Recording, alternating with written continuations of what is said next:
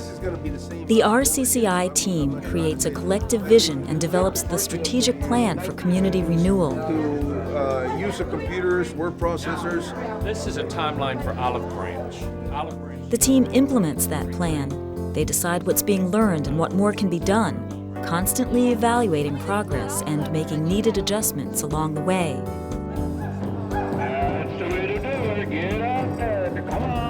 The team itself models how collaboration between key institutions and the community can work. What can we do as a college to assist with manufacturing to increase The team is a think tank, a learning organization, where new ideas are generated and tested over time. If we're going to try to affect the economics in farming, we need to look at see how many Indian farmers we have. The key is to understand and respect your community's culture and tradition, build on its strengths, and work to change self-limiting behavior. In short, the team is the creator and custodian of the RCCI vision over the long haul. What does that tell you? Now, let's again share the insights of RCCI participants in roundtable discussion. What about team members? What's it like to be part of the planning implementation process?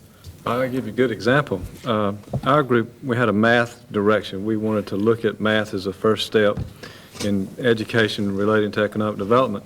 We wanted to talk explicitly with the math teachers. And so what we did was we went to each of the schools and took lunches at lunchtime and set up appointments, let the math teachers know we would be there. We brought their lunch so we could see them in their environment and talk to them. And quite frankly, it was eye-opening to me because their schedule is like 2 minutes for lunch. And then they're off to run a bus or the classroom's coming in. It was unbelievable. So I think the team learned a lot, but that was part of our process, was to go out to the schools. And we used the lunchtime as our avenue to get there. And quite frankly, you bring somebody lunch, and usually they'll come by and see you. So team members actually got out and gathered information relative to the problems they were trying to solve. That's exactly right. It was we had a thought and we had some ideas. It was a validation of are we on the right track? What do you think? And plus it served to give us some hands-on insights. One of the things that we did is initially with our team in the selection process involved people who were actively involved in their communities at different levels. As we started the planning phase, we saw ourselves, as this think tank that could help generate some ideas. But our team now, after almost 4 years in place, is not just a reporting agency where we report about what we're doing. Virtually every member of our team is actively involved in one of our major initiatives or more. I think in Meridian I think we probably went as closely to that manual that we had as any one team could. We met once a week and we went down the steps and we did the SWOT analysis and we did the force field analysis, and we have a team leader who is very structured and who dynamic and who likes that kind of participation on our part. And some of us that would assume that we just sort of figured out how to do this, let's just skip some parts, and we sort of roll our eyes in some of the meetings sometimes, like we really do have this, let's move on to something else. But when it came to the expanded team and sharing what we had done in that core team with the expanded team, we realized that every one of those steps was so critical to making sure that the process evolved the way it should have. So that was so important to us. Now our task forces, I just love the way we've done this in Meridian. When we start talking about K through 12 education, none of the task force are led by educators. The bank president is over the task force on teacher success. The president or CEO of our industrial company is over student success or teacher success or child readiness. We're not involving people that would typically be involved in their areas. So when MAC and all the other non-educators go into our schools and look at the reality of what we're dealing with in K through 12, they come back to their meetings with their jaws dropped, with wonderful surprises, but also looking at some holes and gaps that we also have to deal with. I get the sense that as the team process evolves, you've got some plans that are implemented, but then new ideas emerge, and it's almost like the team becomes kind of a think tank for the community. Is that an accurate? I would say yes, definitely. And one of the understandings at the very beginning was that nothing was written in stone, that it was to be flexible. Yes, you have these plans, but they can change, and they have to adapt to whatever the needs are of the areas that we're serving. Is there a chance that this becomes part of the community after the RCCI project formally ends? There's no question about it. We certainly hope so. What I'm saying is, I guess from a business perspective, you've got a world economy now, and when you're talking about economic growth and development, Ron, you were talking about factors that maybe don't communicate in the past. We've seen now that drive and need to get together and communicate and to have a process and to come up with strategies and implementation. This has been a tremendous vehicle to do that, and the people involved in it now have seen the model. So they'll be looking to this model to reproduce as other issues and other things. As a pilot college, when we went to the second round of funding, our president, Dr. Ayers, funded the coordinator's position with hard money from the college, which signaled to not only the team but the community that they represent that this is something that's here to stay. It's not something that's going to just wither away at the vine when the grant money runs out.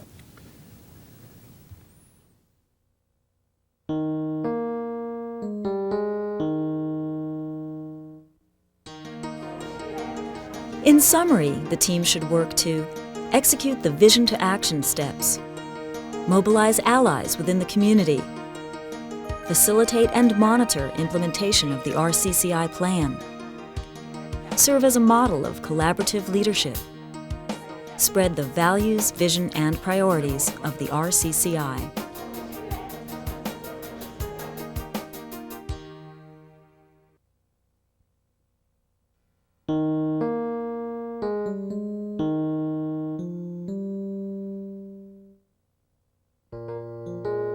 The RCCI is all about community colleges as catalysts for change. A successful team that leads change pays attention to its leadership balance and the process by which things get done. I mean, we say access, we say we want everybody to come in, we say we want to reduce dropouts, but the bottom line is that while the college and its president are the hub of RCCI efforts, an effective RCCI team includes diverse leaders from both the college and the community. Formal and informal leaders who can make things happen, commit substantial resources to the cause, persuade, and inspire others. Hey, we're UNM Gallup. And we have people who don't understand the relationship between... Within this collective leadership mix, two roles are certainly critical. The college president must be actively involved, contributing good ideas. We don't have that understanding at all. And someone the RCCI calls a team leader manages day-to-day activities, coordinating teamwork and paying attention to team dynamics. The RCCI is a special challenge for the college president. Presidents need to consider how best to use their power in the context of shared responsibility on the team. Teams need to candidly negotiate issues of authority so that the collective voice of the group can really be felt in the community. Good RCCI teams look as different as their communities. Some start with a core team that later expands. Others have a core team and task forces. Some add roundtables to tackle issues. It's up to you, but good process does require a written mission statement, clear rules or norms for how the group will work together, retreats for major planning and team building, and a written charter that allows for renegotiation. Examples of where we are now, RTP. Once the RCCI team is up and running, the work has just begun. Clear agendas are critical, and so are good records of decisions, minutes with assignments and action plans. Active facilitation keeps everyone involved and focused. Good communication between meetings keeps goals fresh. And what would good process be without regular self-evaluation? What we're doing that right now An effective team looks at how power is played out within the group, whether voices are heard and welcomed, not just tolerated. A good team monitors its own behavior and then has the courage to change and get back on track. But somehow then we've got to figure out how to focus on the human capital. Now, let's return to our RCCI roundtable discussion. The RCCI team pulls together groups from all parts of the community, carries out multiple projects, has a great deal of planning work and assessment work to do. Somebody has to coordinate all these activities. Is that what the team leader does, or if not, what is the role of the team leader?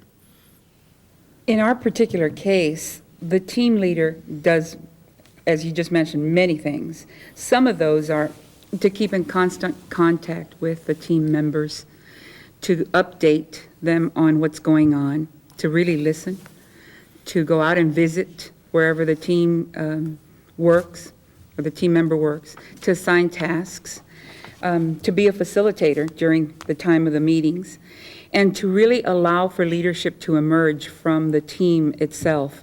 And sometimes that takes an awful lot of patience because you need to do some prodding. Picking up on what you're saying, Lucy, on our site, the team leader helps to identify for the group the tasks and the deadlines that are coming up in terms of trying to apply for various forms of money to raise resources for the implementation phase of the project. As we're moving our project along now, we're breaking up into subgroups because we've got many tasks that have been planned, so you have to have somebody that holds and connects all those groups together and to make the group aware of the developments with each part of the project so that you don't lose sight of the whole. We've chosen a slightly different approach from day one. When we started the planning phase, the President, Bruce Ayers, asked that I serve as team leader. Then when we started the implementation phase, we brought someone in and hired them as a project coordinator. And we work hand in hand together. My primary responsibilities are in terms of the team, getting team members involved and coordinating meetings, facilitating meetings, etc. And Paul Pratt is actually the hands-on, roll-up-your-sleeves guy who does the projects, although we have a lot of role reversal and switching. And don't you all find also that within your own groups, that if your team is broad-based, then you don't have to reinvent the wheel. You've got contacts with different agencies that can carry out certain tasks.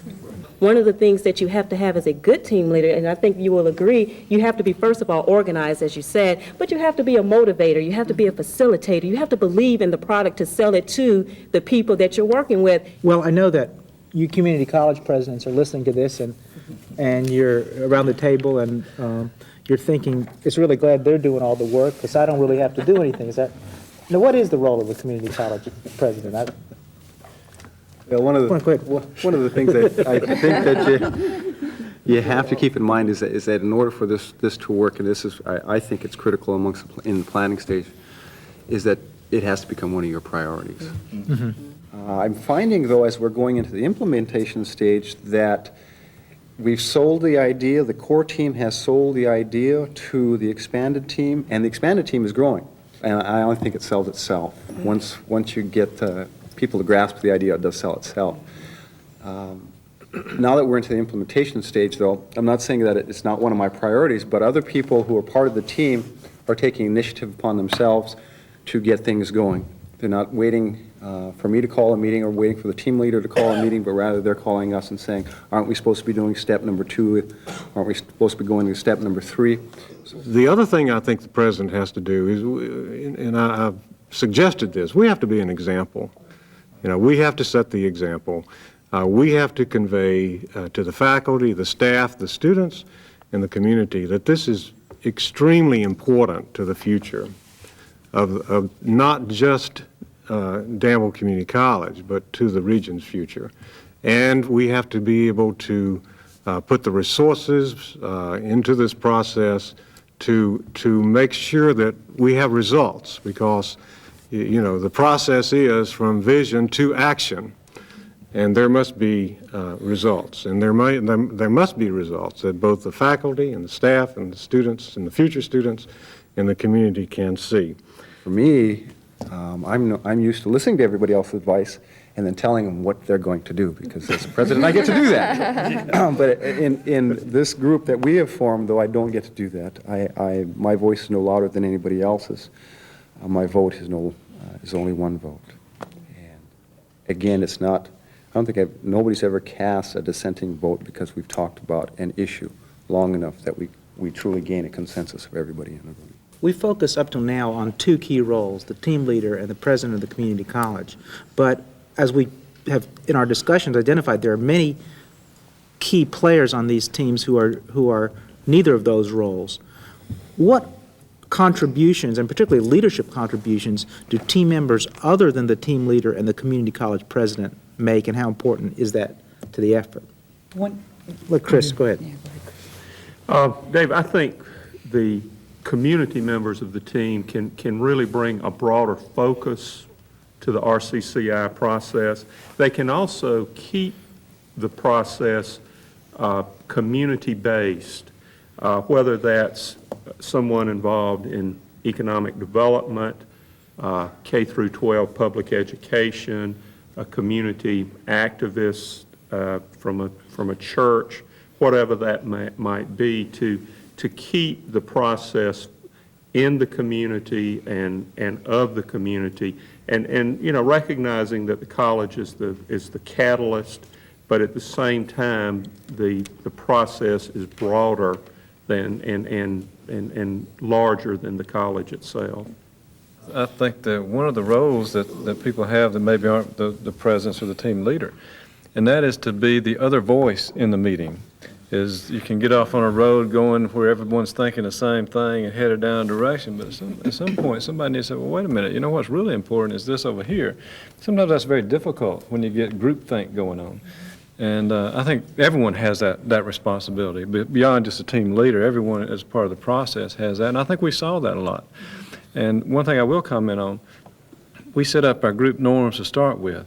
And I thought that was very helpful in this capacity, to be able to look back on that and without offending anybody say, now remember, we said that we were going to be candid, we said we were going to value other inputs, and that helped us along the way, even things as simple as let's celebrate and have some fun and cut up a little bit every now and again. It's really funny how you just really have to remind yourselves to do that. So you went through a process of saying, this is the ground rules or norms that we're going to have. You put that up on a flip chart? Absolutely. As simple as attending the meetings.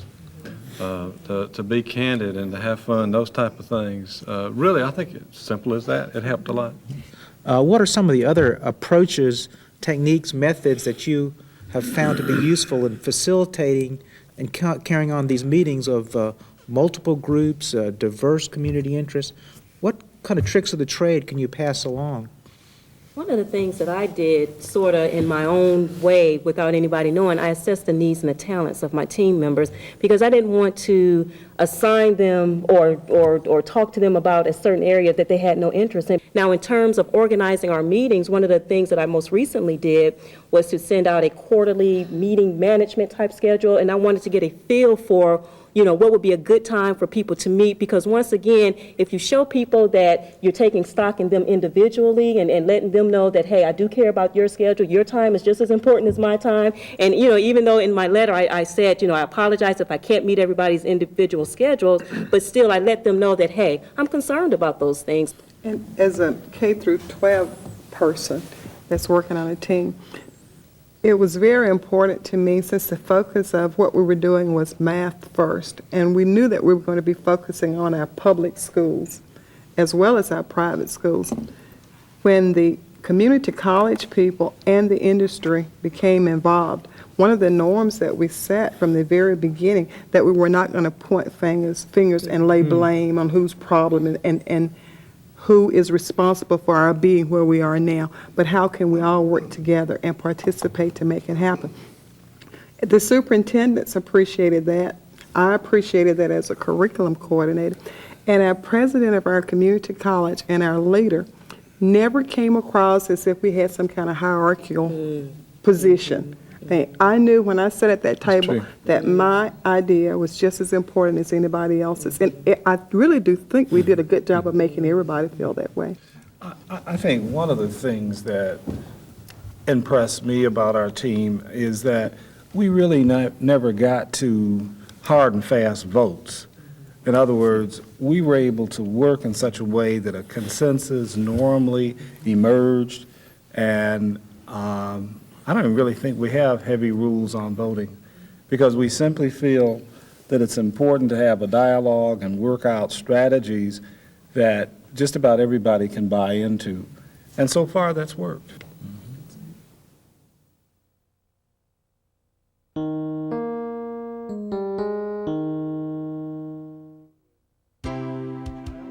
For too long in communities, we have split issues of group process from issues of group product. Successful RCCI teams strive to model new ways of collaborating for the community as a whole, so process is product and must get the attention it deserves. Explicit and constant norms for team behavior will help support members through every phase of the RCCI process. Norms begin with clear startup ground rules, help guide the tough choices needed to create and implement a change plan, and build trust for the hard work of communicating the vision to the whole community.